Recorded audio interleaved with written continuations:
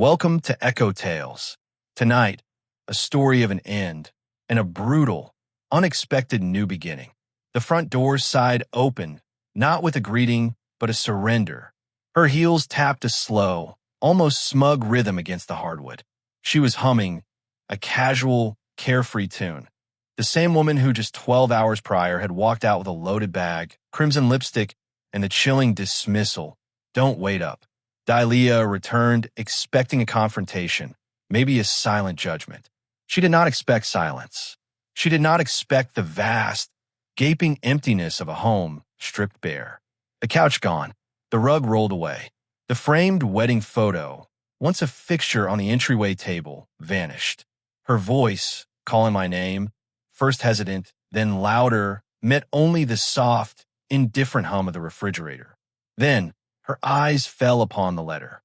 Not a grand, dramatic missive, merely a single sheet of printer paper, folded once, abandoned where her morning coffee mug usually sat. I'll delve into that letter's contents soon.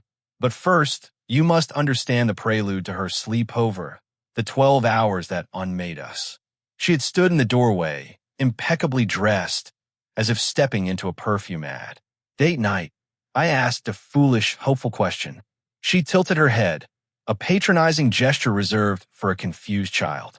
"No," she'd said, already zipping her purse. "Just going to Grant's. I need a reminder of who I used to be."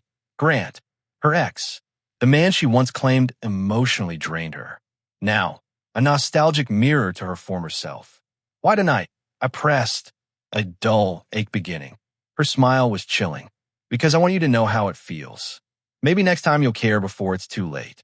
And then she was gone. No charger, no wedding ring. She believed she wielded control over the ensuing chaos. But what she couldn't fathom, what she never imagined, was that the moment she walked out, I didn't cry. Not this time.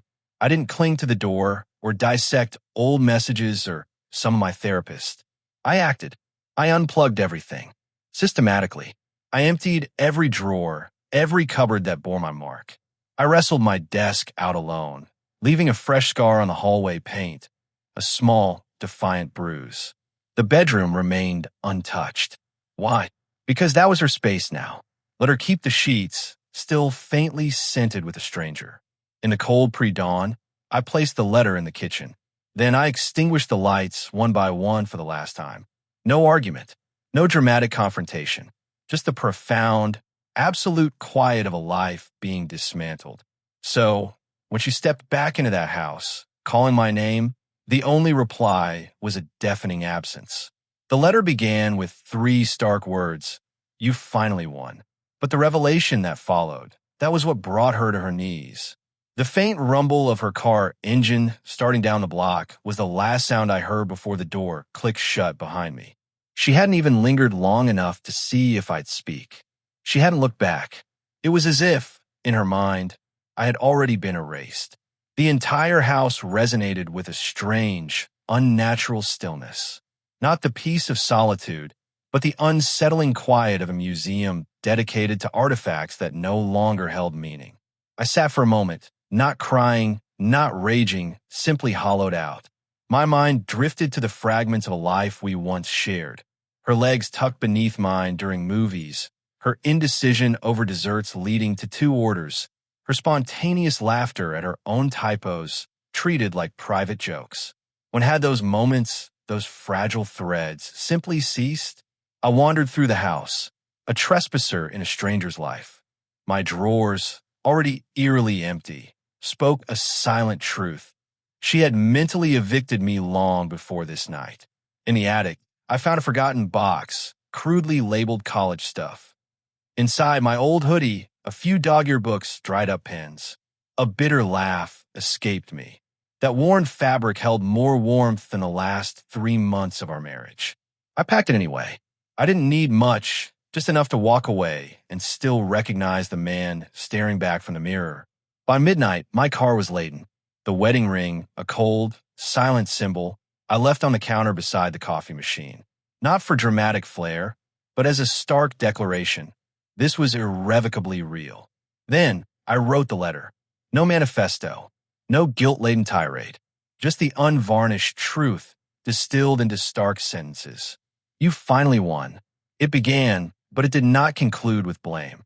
It concluded with release. That night, she broke something fundamental within me. But in doing so, she also set me free. I believe, deep down, she never truly expected me to leave.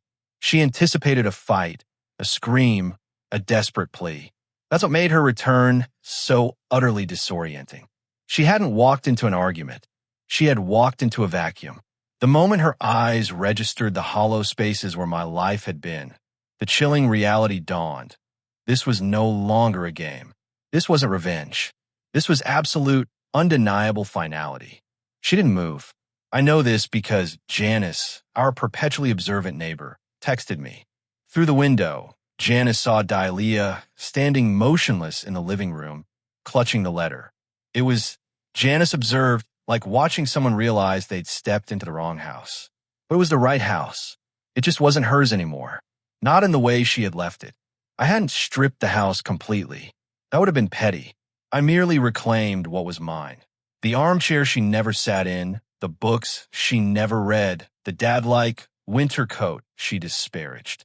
The things we ostensibly shared, the TV, the bed, the dishes I left behind, they were now monuments to a presence that no longer aligned with her memory. No longer her shadow, but her stark, undeniable absence. And an absence, when it's profound enough, can scream. I switched off my phone the moment I left. I knew her calls, her texts, her desperate attempts to regain control would come, and a small, desperate fragment of me, clinging to a version of us that had long since died, yearned to witness her unraveling. But the larger, wiser part of me simply couldn't endure another cycle of manipulation, another joke designed to inflict guilt, another eye roll at my genuine concern. So, I didn't wait for her reaction. I found refuge with my cousin Miles. Without a single question, simply offered his guest room. We played video games in comfortable silence, like boys rediscovering childhood. And for the first time in months, I felt like myself. Not Dahlia's reflection, not her convenient contingency. Later that night, Miles told me Dahlia had posted a picture of her dog on her social media story. Guess it's just me and you now. Still no direct mention of me. No apology. No explanation. Just another sad, calculated performance for an audience familiar only with our curated highlight reel. But I felt no anger. I understood something she didn't. The Real storm had yet to break.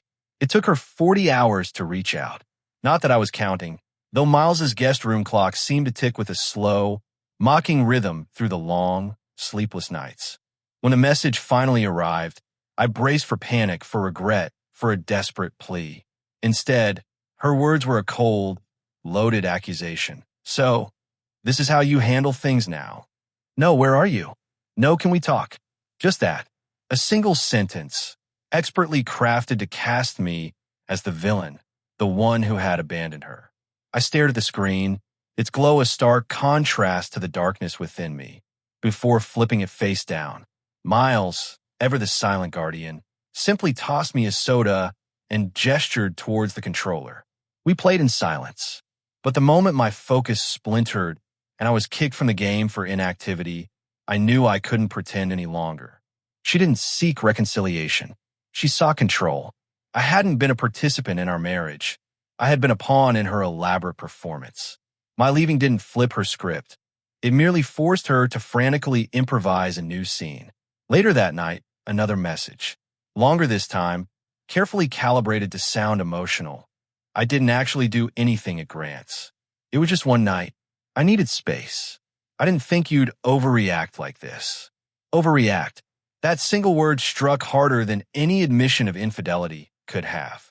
She genuinely believed that spending the night with her ex, supposedly to find herself, didn't warrant consequences.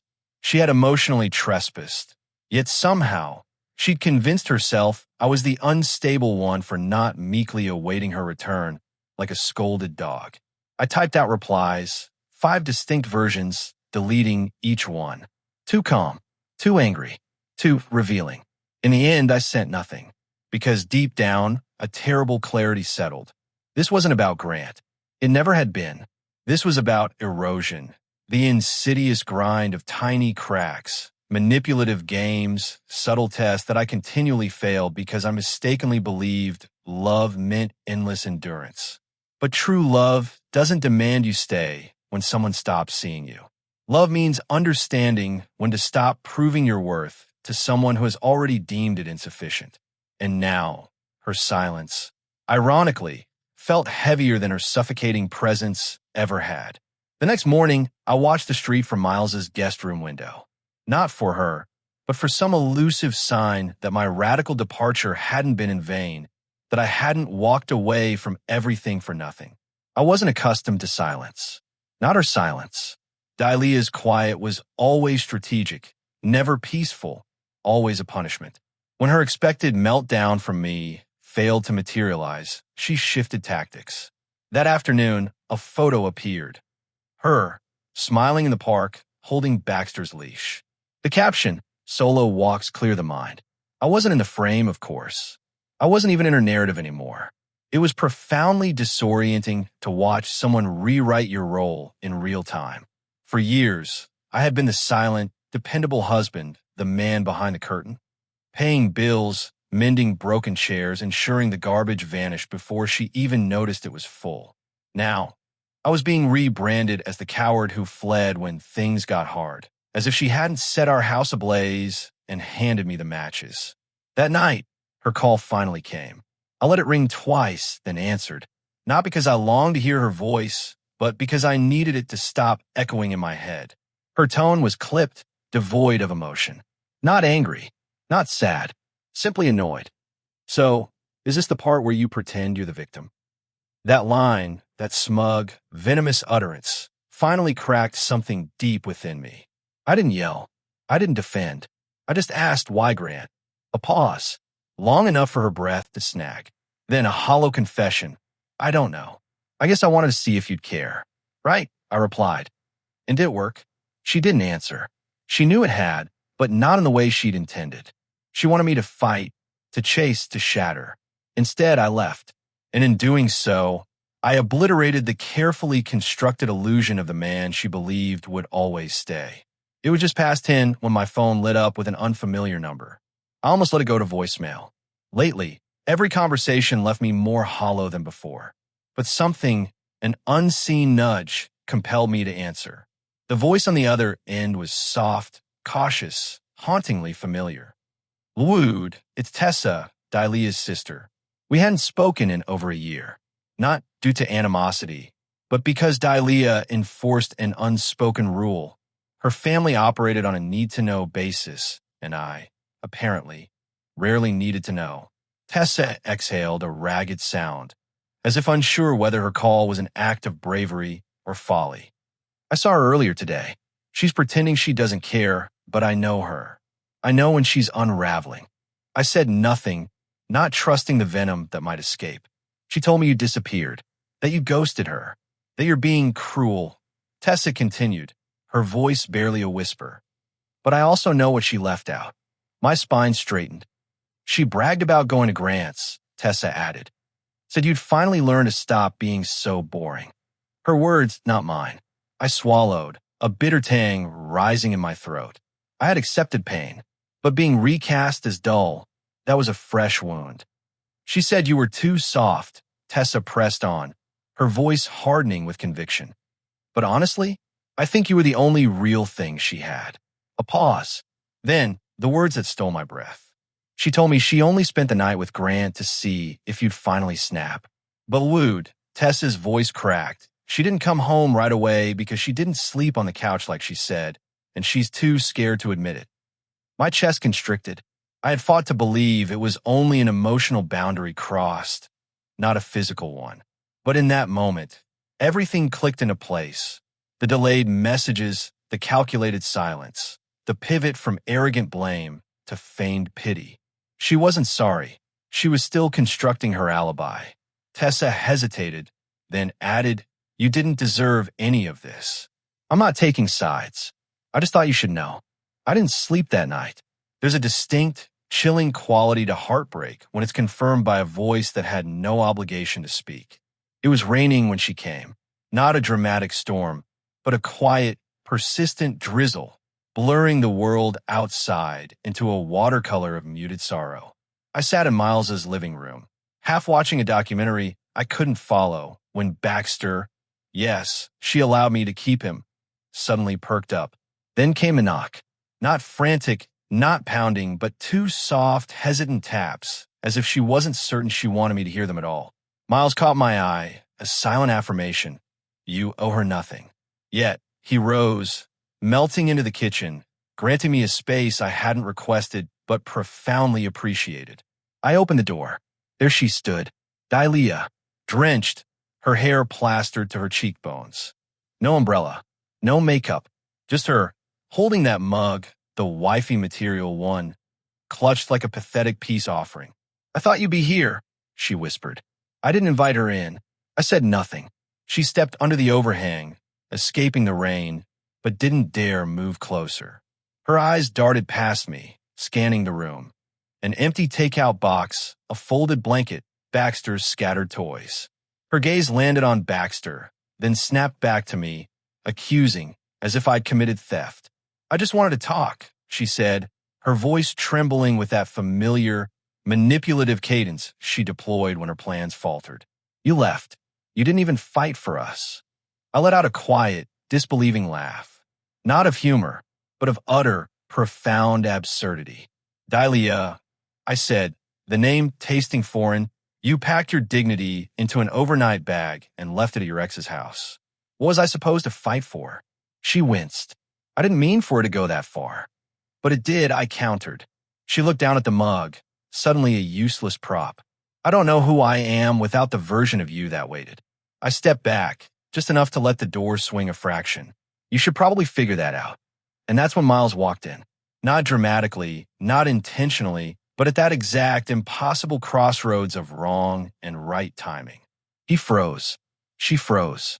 And everything inside her carefully constructed facade collapsed. You're staying with him, she uttered, stunned. No, I stated, locking eyes with her, a cold certainty in my voice. I'm finally staying with someone who doesn't expect me to diminish myself, just so they can feel more. She didn't cry. She didn't scream. She simply nodded once, a ghost of acknowledgement, turned, and walked back into the relentless rain. This time, she wasn't the one leaving. She was the one left behind. 3 days passed after she walked from my doorstep. No more texts. No more surprise visits. No more guilt-laden paragraphs. Just silence. And for the first time in years, it wasn't haunting. It was healing. I didn't check my phone every 5 minutes. I didn't replay arguments or her betrayal, trapped in a relentless loop. I simply lived. I rose early, walked Baxter without glancing over my shoulder. I sat in quiet coffee shops, devouring books I hadn't touched in years. I even began sketching again, an activity Dahlia had once dismissed with an eye roll, dubbing it my midlife hipster phase. But it no longer mattered. I wasn't trying to impress anyone. I was simply striving to feel whole again. A week later, Tessa texted, "She's asking about you." Not directly, just wondering. I replied with a simple, "Hope she's doing okay." I didn't ask for more. I didn't need to. What Dahlia never understood was that my leaving wasn't an act of punishment. It was an act of remembering myself. She played a game to provoke a reaction. I chose peace, and that, the absence of her desired final word, was something she could never truly live with. Today, I am in my own place. Small, quiet, entirely mine. There are no games here. No late-night manipulation masquerading as romance. No emotional landmines buried in every conversation. Just quiet mornings, loud laughter with friends who genuinely listen, and a dog who offers unconditional acceptance. And sometimes, not often, but sometimes I look back and realize the greatest gift she ever gave me was leaving first, or at least believing she did. Because in the end, I didn't lose a wife. I found a life. This is Wood for Echo Tales. Thank you for listening to my story. If you've ever navigated similar storms, or if a moment in history reminds you how resilience can rebuild a shattered world, share your reflections in the comments below. Let's talk about the moments that forge us anew.